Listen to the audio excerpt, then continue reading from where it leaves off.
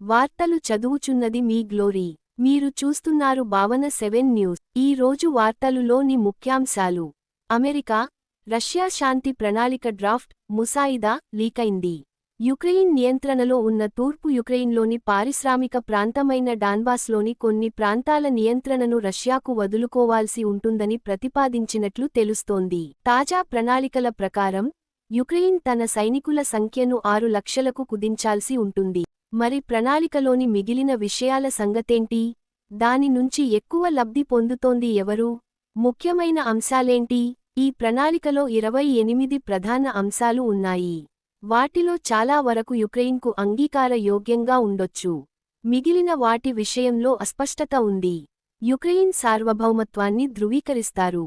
యుక్రెయిన్కు పటిష్ట భద్రతా హామీలతో పాటు రష్యా, యుక్రెయిన్, యూరప్ మధ్య సమగ్రమైన దురాక్రమణ రహిత ఒప్పందం ఉంటుంది.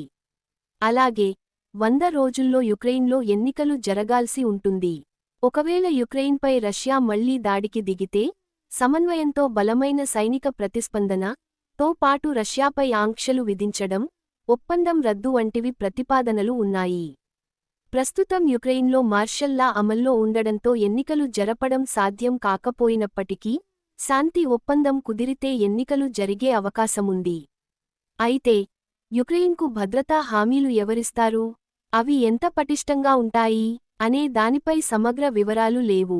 యుక్రెయిన్పై దాడి చేస్తే అందరిపై దాడి చేసినట్టేనన్న నాటో తరహా ఆర్టికల్ 5తో పోలిస్తే ఇది బలహీనంగా ఉంది. ఒప్పందంపై సంతకం చేయాలంటే హామీలు మరింత స్పష్టంగా ఉండాలని యుక్రెయిన్ కోరవచ్చు. యుక్రెయిన్ భూభాగాన్ని అప్పగించడం, సాయుధ బలగాలను తగ్గించడం, ఆక్రమణలో లేని తమ సొంత భూభాగాన్ని యుక్రెయిన్ అప్పగించడం, సాయుధ బలగాలను తగ్గించడం వంటివి వివాదాస్పద ప్రతిపాదనల్లో కొన్ని. డొన్టెస్క్ ప్రాంతంలోని కొంత భాగం నుంచి యుక్రెయిన్ బలగాలు వెనక్కి వెళ్లాలి. అలా బలగాలను యుక్రెయిన్ ఉపసంహరించుకున్న ప్రాంతాన్ని తటస్థ నిరాయుధీకృత బఫర్ జోన్గా భావిస్తారు. అంతర్జాతీయంగా ఇది రష్యాకు చెందిన ప్రాంతంగా గుర్తిస్తారు. అయితే, ఈ నిరాయుధీకృత జోన్లోకి రష్యా బలగాలు ప్రవేశించకూడదు.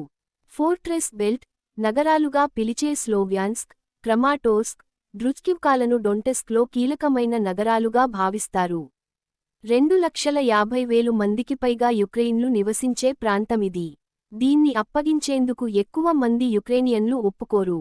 పోక్రోవ్స్క్ పట్టణాన్ని స్వాధీనం చేసుకోవడానికి రష్యా సంవత్సరానికి పైగా ప్రయత్నించింది. అలాంటి కీలకమైన ప్రాంతాలను ఎలాంటి పోరాటం లేకుండా అప్పగించడానికి యుక్రెయిన్ అంగీకరించకపోవచ్చు. పుతిన్ కోరుకున్నట్టే ముసాయిదా ఉందా? రష్యా ప్రత్యేక ప్రతినిధి కిరిల్ దిమిత్రెవ్ 3 రోజుల పాటు ట్రంప్ ప్రతినిధి విట్కాఫ్తో ఈ ప్రణాళికపై చర్చించారని, అందుకే ఇది మాస్కోకు అనుకూలంగా ఉందని కొందరు భావిస్తున్నారు. ఇది శాంతి ఒప్పందానికి పునాది కావొచ్చని పుతిన్ చెప్పారు. డీమిలిటరైజ్డ్ జోన్లో అయినా యుక్రెయిన్ భూభాగాన్ని రష్యాకు ఇవ్వడాన్ని రష్యాకు అత్యంత అనుకూలంగా ఉన్న సంకేతంలా భావిస్తున్నారు. అయితే, రష్యా ఇప్పటికే ఖేర్సన్, జపోరిజియాలను తన భూభాగాలుగా రాజ్యాంగంలో చేర్చుకుంది. ఇప్పుడా ప్రాంతాలను ఫ్రీజ్ చేయడం రష్యాకు కష్టమైన విషయానికి. రష్యాపై ఆంక్షలు దశలువారీగా, ఒకదాని తర్వాత ఒకటి ఎత్తివేయాలన్నది ముసాయిదాలో ఉన్న ప్రతిపాదనల్లో ఒకటి. ఇది చాలా ఆలస్యంగా జరిగే ప్రక్రియలా మాస్కో భావించవచ్చు.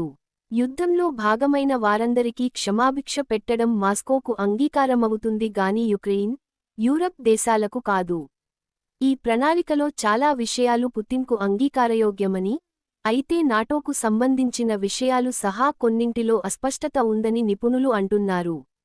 యుద్ధానికి ఏది కారణమని చెప్పామో, దానిని పూర్తిగా తొలగించాల్సిన అవసరం శాంతి ఒప్పందానికి ఉందని రష్యా చెబుతూ వస్తోంది. తూర్పు యూరప్కు నాటో విస్తరణ నిలిపివేయాలన్నది రష్యా డిమాండ్. ఇది ముసాయిదాలో ఉంది. యుక్రెయిన్లో రష్యా మాట్లాడే వారిపై వివక్ష ఉందని రష్యా చేసే ఆరోపణలకు ముసాయిదాలోని ఇతర 28 పాయింట్లలో చోటు కల్పించారు, కానీ వాటిని సమర్థించలేదు. రెండు దేశాలు వివక్షాపూరిత చర్యలను పక్కన పెట్టాలి. యుక్రెయిన్, రష్యా మీడియా హక్కులకు హామీ ఇవ్వాలి. యూరప్లో అతిపెద్దదైన ప్రస్తుతం రష్యా ఆక్రమణలో ఉన్న జపోరిజియా అణువిద్యుత్ ప్లాంట్, ఉత్పత్తి చేసే కరెంటును రష్యా, యుక్రెయిన్ సమానంగా పంచుకోవాలనే ప్రతిపాదన ఉంది. ఈ వార్తలు ఇంతటితో సమాప్తం. నమస్తే.